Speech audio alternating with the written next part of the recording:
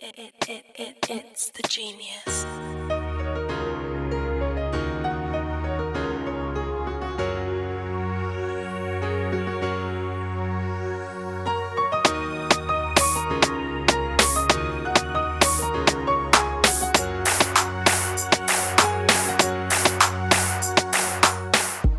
Greetings and welcome to Jesse I Interviews, recorded and produced on the unceded lands of the Wurundjeri Woi-wurrung people of the Kulin Nation in the city now known as Melbourne, Australia.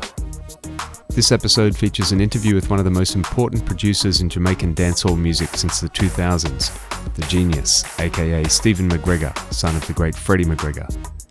I recorded this interview back in July 2009 on what was my fourth trip to Jamaica.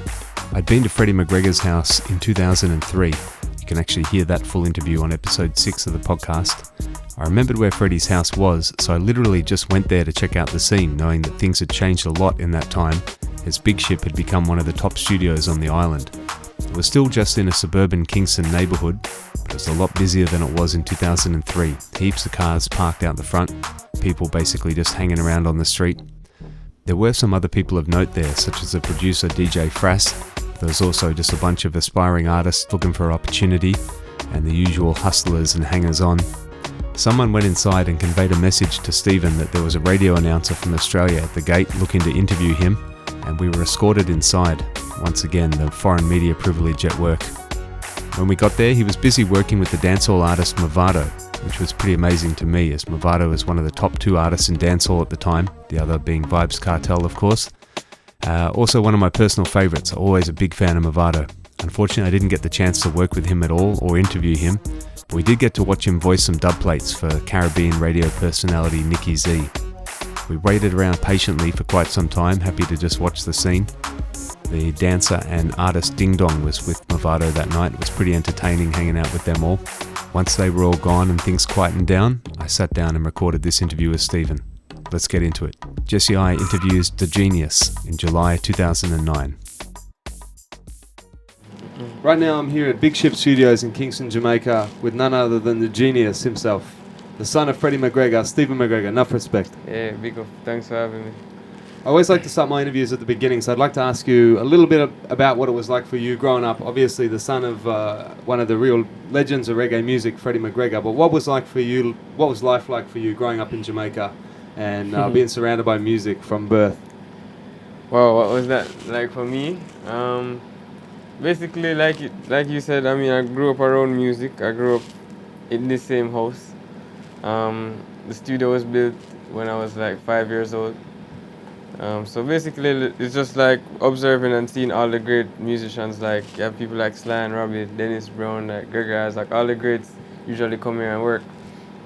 So it's just like from observing and watching those great people, and just that's where I kind of got my whole musical inspiration from then, to say I would try to do something in music, because I mean it wasn't like a forced situation, like our father told us that we had to do music or anything like that. It was just us. Like I just came in here in the nights and just started to fool around with keyboards and stuff. Right. Until the talent just basically developed like that. So you never set out to be an artist. You set out to be a producer, or you didn't set out to be anything? I didn't set out to be anything in music. Like not intentionally. Mm. Like I said, I usually just play with the keyboards and stuff, like to play songs out here on the radio, like just to play it back, just to know that I could play back a song that I heard. Right. But it wasn't like anything serious, like I want to become a producer or a singer or anything like that. Yeah. So how did you go from playing on the keyboards to learning all the computer programs and everything necessary for all the production? I mean, well, that's the technology has been changing since that time. Right. So, I mean, from fooling around with keyboards, we used to have like the original M1 keyboard. Like I'm sure everybody in the original reggae music know that keyboard. Right. And then stuff changed. The keyboard started to get different, and then you have, I mean, our generation is more like computer literate and stuff like True. that. So we have the internet, always surfing and finding new stuff. Yep. So that's how all of this basically came about. Right. But did you teach yourself how to use all these programs? Yeah, definitely. Right. So what was the first real breakthrough for you? The first rhythm that really took off? The first rhythm that really took off, that would probably be in like 2005. Like we had the cartoon rhythm at first. That kind of gave me some exposure here in Jamaica at first. Mm-hmm. And the Red Bull and Guinness rhythm. Right. That one blew up. It's Delhi Rank Stable, that one, right? Yeah, yeah. Right. So that one kind of just pushed, and kind of that rhythm changed the sound of dancehall too. Yeah. That started the new sound of Yeah. dancehall, and more like hip hop fused influence type of stuff. Yeah. So obviously you're one of the driving forces of new dancehall, as you put it.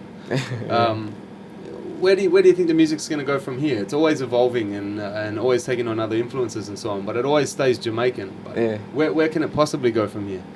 Wow, I mean, I don't think any one of us or anyone could predict like where the music can go, because there's so much stuff going on right now, and there's so much talent here, especially in Jamaica, like upcoming talent that has not even been broken yet. Like Yep. no one knows about them yet. So there's a lot of hope and there's a lot of places that we can go, because I mean our music, as everybody can see by now, has no boundaries. Like you have people like Shaggy, who is a Jamaican artist that's sold like 10 million copies around the world. And so our music has no boundaries.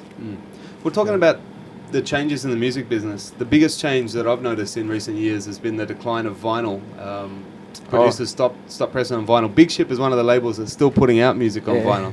So respect for that. But it makes me wonder, in this day of digital downloads where everybody downloads MP3s, how does a producer still make money in these times? How is it financially viable?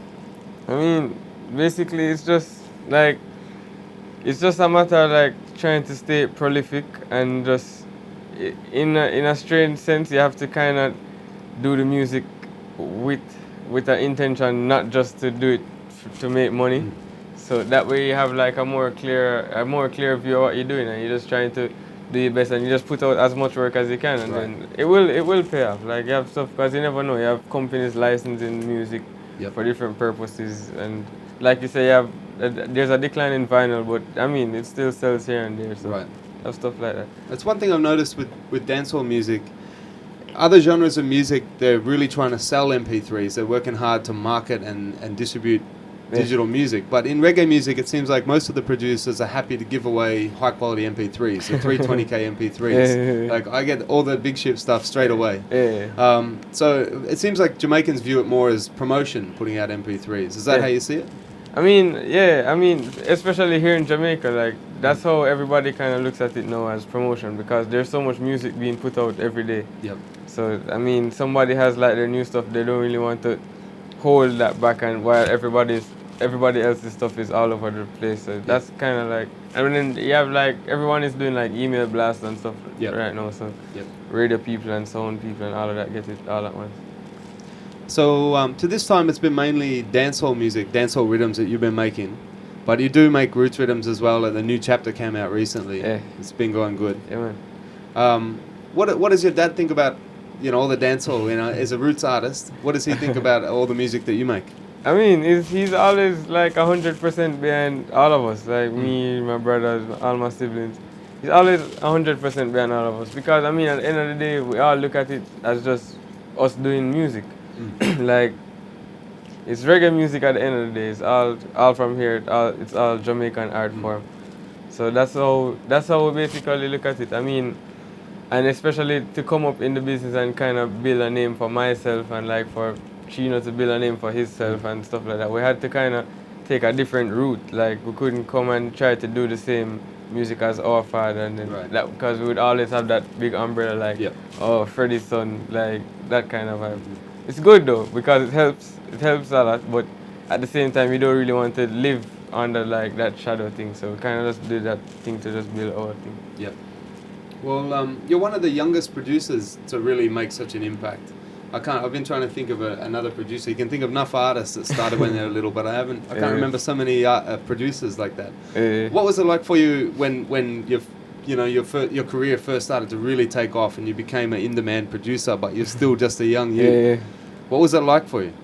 Well, I mean, like I said, it wasn't like anything intentional. Like when I started to make rhythms and stuff like that, I wasn't visioning anything like to try to take over the world or anything like that. I was just making music because that's what I got pleasure out of doing. So I just did it, and like the stuff sounded good. We got better and better. We always trying out stuff, like me and Chino, from ever since we always like be in the studio experimenting and stuff. And then we kind of saw where like our stuff was like on par with all the stuff that was going on like in the dancehall world. So I guess that's when we kind of got the vision that, well, yeah, maybe this can actually work. Like we can actually make a mark in dancehall music. Yep. So I guess when it started to happen, like it wasn't really like a big like shock on all of us. But we were just trying to adjust to all of that, and just trying to make it work, and just trying to come different and just stand out. Yep. So I just dealt with it basically. What about the name Genius? Where did that come from?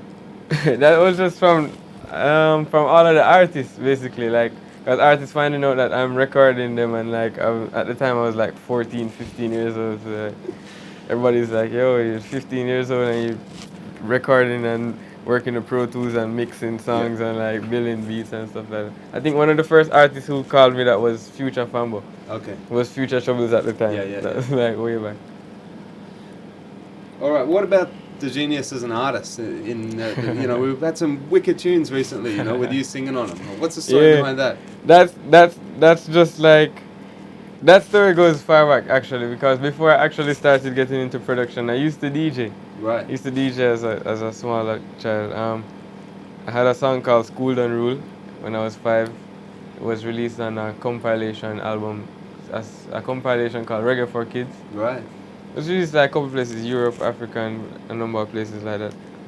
But I mean, if you notice, my personality is more like laid back, withdrawn kind of thing. So that's where the production thing is more comfortable for me. But the newer stuff now out with the vocals on it now, it's just an experiment. It's just showing another side of me and just using it and trying to help to push more people to, like, I did a song with Brahma. Yep. Like, so that kind of just gave him a different exposure, like, from what he already had. True. And then songs with Chino, and then the song with Carter and stuff like that. It's just an experiment thing and just a vibe thing. Yeah. Oh, we love it, so keep it up, man. Yeah, man. So what's next for the Genius? What do you got in store? Well, right now, just crazy. We have a lot more singles for all of the big ship artists working on albums. Chino's album is one of the more direct stuff coming out right now. Chino's album, Latin's album, working on Brahma's album to be released soon. Shima. My dad, of course, he's doing a next project, so that's going to be crazy. Right. And just more rhythms and just spreading the whole big ship sound and just spreading dancehall music. All right. Well, Give thanks, Stephen. It's wicked to speak to you and hear about everything happening at Big Ship Studios. Enough respect. All right. Mad. Yeah, good. Cool. The Genius.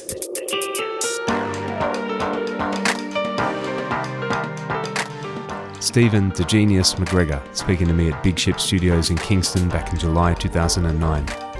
My friend Ras Crucial was with me for this interview, as well as the original Freddie McGregor interview in 2003, and he reckons he remembers Stephen from that time, when he was just a kid playing with instruments in the studio. I can't remember if we told Stephen that or not, or if he even remembered us at all, but it was amazing to see Big Ship go from a fairly humble home studio to a world-class modern studio in just a few years' time. That's it for another episode. Big shout out to the Patreon supporters, the Don Armageddon Time, the Real General Empress Irie, me Idrin Tom Tanaki, and me Chargy DJ Pablito. Thanks for listening. Eyes every time.